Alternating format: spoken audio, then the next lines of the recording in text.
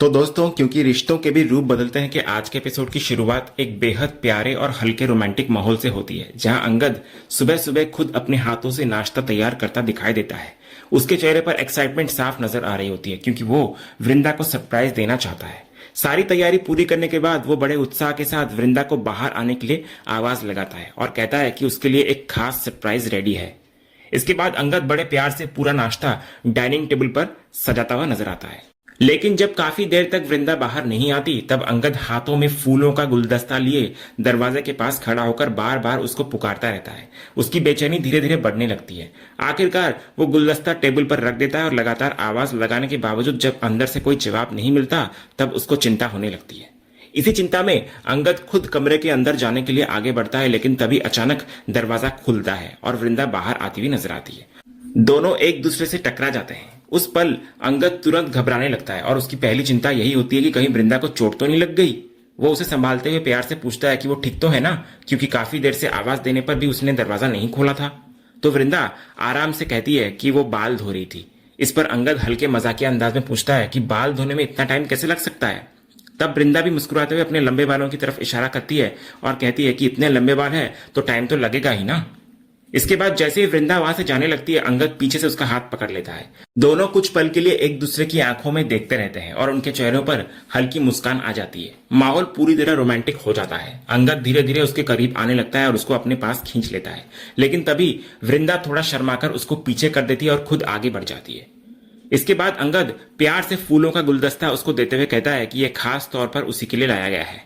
वृंदा भी मजाकिया अंदाज में पूछती है कि आखिर आज उस पर इतना प्यार अचानक कैसे उमड़ रहा है। तो इस पर अंगद कहने लगता है कि वो तो हमेशा प्यार दिखाता है, पर वृंदा ही उसको इग्नोर करती रहती है। इसके बाद वृंदा नाश्ता बनाने की बात करती है, लेकिन अंगद तुरंत उसको रोक देता है। वो उसे प्यार से कुर्सी पर बिठाता है और कहता है कि आज उसे कुछ भी बनाने की जरूरत नहीं है, क्योंकि सारा नाश्ता पहले से तैयार है। जब वृंदा आड़े टेढ़े बने पराठे को देखकर पूछती है कि ये क्या है, तो अंगद मजाक में कहता है कि ये international creation bye Angad Virani है, जिसमें वर्ल्ड मैप भी दिख रहा है। वो कहता है कि पराठे का शेप नहीं, बल्कि उसके प्यार की गहराई को देखो। फिर वृंदा उसे अपने हाथों से खिलाने के लिए कहती है। तो जब अंगद उसको खिलाने की कोशिश करता है तो वो नखरे करती है, लेकिन फिर खा लेती है और तारीफ करती है। फिर अंगद उसे एक और निवाला खिलाता है। फिर नाश्ते के दौरान वृंदा को अचानक चक्कर आने लगते हैं। वो कहती है कि शायद उसने दवाई नहीं ली है और दवाई लेने के लिए उठती है, लेकिन चक्कर खाकर गिरने लगती है। तो अंगद तुरंत उसको पकड़ लेता है। अगला सीन सीधे अस्पताल का होता है, जहां अंगद वृंदा को लेकर आया होता है। वृंदा चेकअप रूम में होती है। तभी एक नर्स पीछे से आकर अंगद को पूछती है, आप विक्रांत ठाकुर हो ना? तो अंगद ये सुनकर हैरान रह जाता है। नर्स आगे कहती है, आप ही तो विक्रांत ठाकुर है ना, वृंदा के हस्बैंड? तो अंगद उसको ठीक करते हुए कहता है कि उसे कोई गलत फहमी हुई है, क्योंकि वृंदा के पति का नाम विक्रांत ठाकुर नहीं है। इस पर नर्स कहती है कि वो तो वही बोल रही है जो अस्पताल के रिकॉर्ड में है। वो अंगद को एक फॉर्म दिखाती है। तो अंगद जब वो फॉर्म को देखता है तो उसके पैरों तले जमीन खिसक जाती है। फॉर्म में बच्चे के पिता के कॉलम में विक्रांत ठाकुर का नाम लिखा होता है। इसके बाद डॉक्टर बाहर आकर नर्स से मरीज के पति को अंदर भेजने के लिए कहती है। तो नर्स अंगद की ओर इशारा करती है, लेकिन डॉक्टर उसे पहचान नहीं पाती। वो कहती है कि वो तो कल आए मिस्टर विक्रांत से बात करना चाहती है। तो ये सुनकर अंगद का गुस्सा भड़क जाता है। वो कहता है कि उन लोगों को कोई मिसअंडरस्टैंडिंग हुई है। वृंदा का पति वो है अंगद विरानी, विक्रांत ठाकुर नहीं। तो डॉक्टर कहती है कि लेकिन फॉर्म में बच्चे के पिता के नाम पर विक्रांत ठाकुर लिखा है।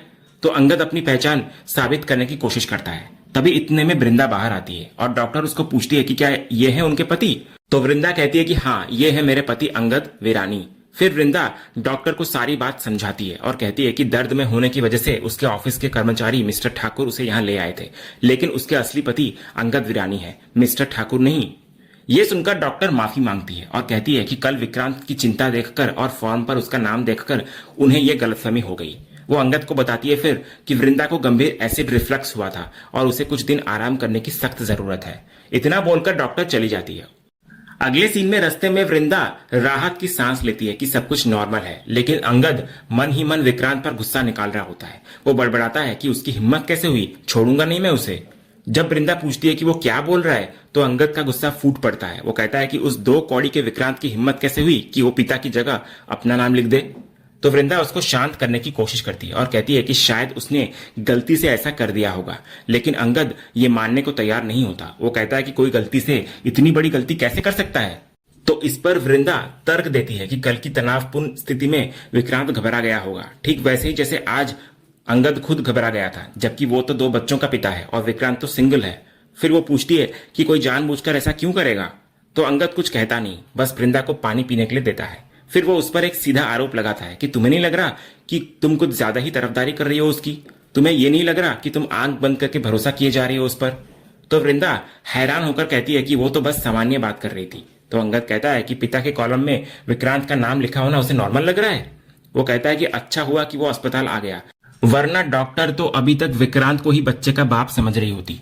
तो वृंदा बोलती है बात अब साफ हो गई है, तो इसे यहीं खत्म करते हैं और तुम मुझे क्यों बोल रहे हो? लेकिन अंगद बोलता है कि वो वृंदा को नहीं बल्कि विक्रांत को बोल रहा है, जिसने पहले करोड़ों का नुकसान किया और अब ये नया ड्रामा कर रहा है। वृंदा विषय बदलने की कोशिश करती है और फैक्ट्री चलने को कहती है, लेकिन अंगद डॉक्टर की सलाह का हवाला देकर उसको सख्ती से घर पर आराम करने के लिए कहता है। वो कहता है कि वो फैक्ट्री का काम संभालकर जल्दी वापस आ जाएगा और फिर उसे घर छोड़ने के लिए निकल जाता है। इसके बाद अगले सीन में कहानी सीधे फैक्ट्री पहुंच जाती है, जहां माहौल पहले से ही काफी तनाव भरा दिखाई देता है। विक्रांत इन्वेंट्री की लिस्ट लेकर अंगद के कैबिन में आता है और बड़े प्रोफेशनल अंदाज में उसको चेक करने के लिए देता है। सब कुछ सामान्य दिखाने की कोशिश करते हुए वो वहां से जाने लगता है, लेकिन तभी अंगद उसको रोक लेता है। अंगद की आवाज और चेहरे का गुस्सा साफ बता रहा होता है कि उसके मन में बहुत बड़ा शक बैठ चुका है। वो विक्रांत से दरवाजा बंद करने को कहता है और फिर उसके सामने वही वाला हॉस्पिटल फॉर्म रख देता है। इसके बाद अंगद उससे उसी में लिखी बात पढ़ने के लिए कहता है। तो माहौल इतना भारी हो जाता है कि विक्रांत भी तुरंत समझ जाता है कि बात अब बहुत आगे बढ़ चुकी है। इसी बीच जब अंगद कुछ पल के लिए उठकर कैबिन के पर्दे ठीक करने लगता है, तभी विक्रांत इधर चुपके से अपने मोबाइल में वीडियो रिकॉर्डिंग चालू कर देता है। वो बहुत चालाकी से फोन को इस तरह पॉकेट में रखता है कि कैमरा बाहर की तरफ रहे और सब रिकॉर्ड होता रहे। यहाँ साफ दिखता है कि वो पहले से ही खुद को बचाने की तैयारी कर चुका है। फिर अंगद वापस आकर सीधे सवाल करता है कि उसने अस्पताल के फॉर्म में पिता के कॉलम में अपना नाम क्यों लिखा। तो विक्रांत कहता है कि कल वृंदा मैडम की तबीयत बहुत खराब थी और वो घबराहट में था, इसलिए उसने गलती से गार्डियन की जगह पिता के कॉलम में अपना नाम लिख दिया और इसके लिए वो माफी चाहता है। लेकिन अंगद का गुस्सा अब कंट्रोल से बाहर होने लगता है। वो उसको याद दिलाता है कि फैक्ट्री में भी लगातार गलतियां होती रही है, करोड़ों का घोटाला चलता रहा, सुरेश पैसे निकालता रहा और विक्रांत को कुछ पता भी नहीं चला। अंगद साफ कहता है कि इतना पढ़ा लिखा इंसान आखिर फादर जैसे शब्द का मतलब कैसे नहीं समझ सकता। इसके बाद अंगद की बातों में सिर्फ गुस्सा नहीं बल्कि अंदर का टूटा भरोसा भी साफ दिखाई देता है। वो कहता है कि अब तो डॉक्टर तक विक्रांत को उसके होने वाले बच्चे का पिता समझने लगी है और ये बात मामूली नहीं है। तो विक्रांत फिर भी खुद को मासूम साबित करने की कोशिश करता रहता है। वो उल्टा अंगद पर सवाल उठाने लगता है कि आखिर वो कैसा पति है जो ऐसी बातें सोच रहा है। तो बस यही बात अंगद को पूरी तरह भड़का देती है। वो गुस्से में उठकर विक्रांत का कॉलर पकड़ लेता है और उसको जोरदार थप्पड़ मारता है। उस पल अंगद के अंदर जमा शक, गुस्सा और अपमान सब बाहर निकल जाता है। इसके बाद दोनों के बीच बहस और ज्यादा बढ़ जाती है। विक्रांत खुद को ईमानदार बताते हुए कहता है कि उसने इतने साल इस कंपनी को दिए हैं, हमेशा मेहनत और ईमानदारी से काम किया है, लेकिन बदले में उस पर ही सवाल उठाए जा रहे हैं। वो ये भी याद दिलाता है कि पहले उस पर पैसों के मामले में शक किया गया और अब उसके चरित्र पर उंगली उठाई जा रही है। वो बार बार ये जताने की कोशिश करता है कि उसने सिर्फ इंसानियत के नाते वृंदा की हेल्प की थी। साथ ही वो चालाकी से बार बार वृंदा का नाम बीच में लाकर अंगद को और ज्यादा इमोशनल और अस्थिर करने लगता है।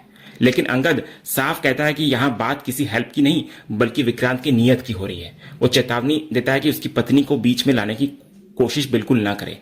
इसके बाद विक्रांत एक और चाल चलता है। वो कहता है कि अंगद को उससे लड़ने के बजाय अपनी प्रेग्नेंट पत्नी पर ध्यान देना चाहिए। यही सुनकर अंगद दूसरी बार उस पर हाथ उठाने की कोशिश करता है, लेकिन इस बार विक्रांत उसका हाथ पकड़ लेता है।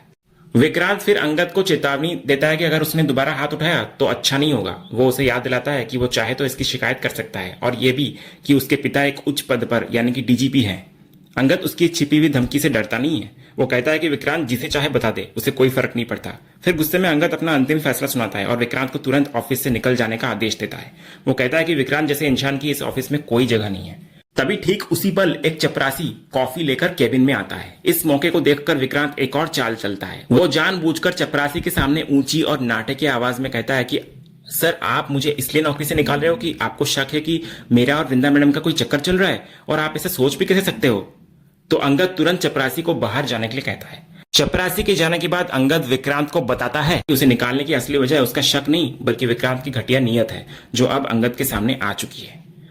विक्रांत हार मानने का नाटक करता है और कहता है कि वो कंपनी छोड़ने को तैयार है, लेकिन जाते जाते वो अंगद पर एक और ताना कसता है। वो कहता है कि एक अच्छा इंसान होने के नाते अंगद को उसके बारे में सोचने के बजाय अपनी पत्नी का ध्यान रखना चाहिए।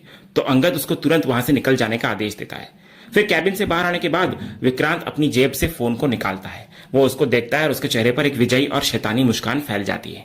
और इसी सीन के साथ आज का यह एपिसोड यहीं पर खत्म होता है। तो दोस्तों, आपको आज के एपिसोड का अपडेट कैसा लगा, अपनी राय हमें कमेंट बॉक्स में जरूर बताएं। और अगर आपको आज का ये वीडियो पसंद आया हो तो वीडियो को लाइक और शेयर जरूर करें। और ऐसे ही लेटेस्ट एपिसोड के अपडेट्स जानने के लिए हमारे इस चैनल को सब्सक्राइब करना ना भूलें और बेल आइकन को भी जरूर दबाएं। मिलते हैं अगले एपिसोड के अपडेट के साथ, तब तक के लिए धन्यवाद।